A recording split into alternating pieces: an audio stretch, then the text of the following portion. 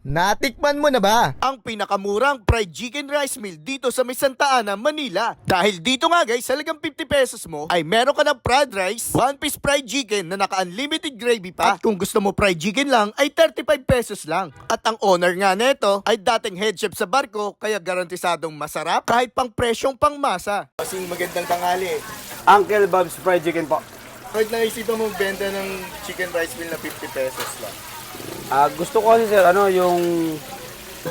yung kalidad ng natin, ng fried chicken natin, maabot ng masa.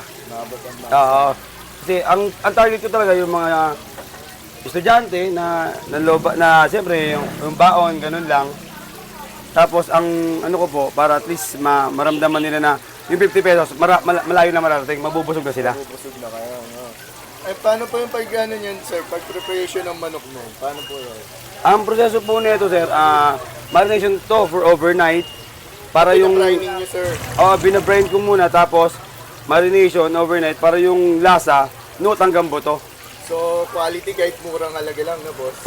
Yung gat maaari po, ibigay natin yung pinaka the best na quality sa alam nating ano yung mga tao. So, yun, sir, yung sa fried rice nyo, sir, ano yung ingredients naman nun? Simple lang din po yun, sir, garlic, minsan may carrot tayo kung may available, pero more on garlic at saka hotdog po. So, yun, sir, anong oras kayo nag-open dito, sir? Open po kami ng 10:30 hanggang 10 po ng gabi. So, saan located to, sir? Dito po sa 2334 Emrose Street, Santa Ana po. Harap po ng elementary school po na Santa Ana. Ay guys, lagi ba kayo nakain dito? Sulit naman. Shout out. Shoutout sa ate ko dyan. Yan lang sa bahay.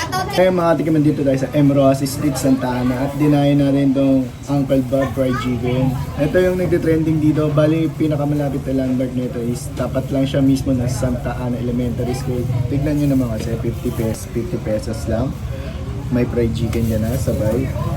May fried rice ka pa, sabay. Unlimited gravy pa to guys. 50 pesos lang. Tikpan na natin to guys. Ito yung pinipilahan dito. Yung pangmasa pero grabe naman yung quality. So subukan na natin to guys. 50 pesos.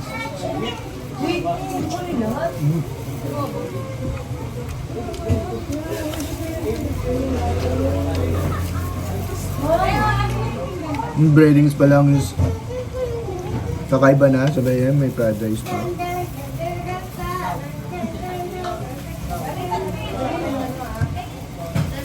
Sulit na rin to sa 50 pesos. Sabay kung gusto nyo fried chicken lang, 35 pesos lang.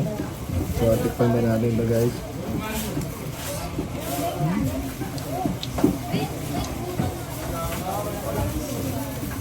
It's very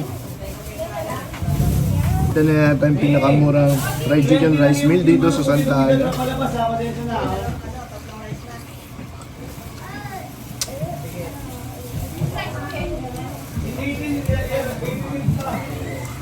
Panahal. Yung sulit na to sa 50 pesos.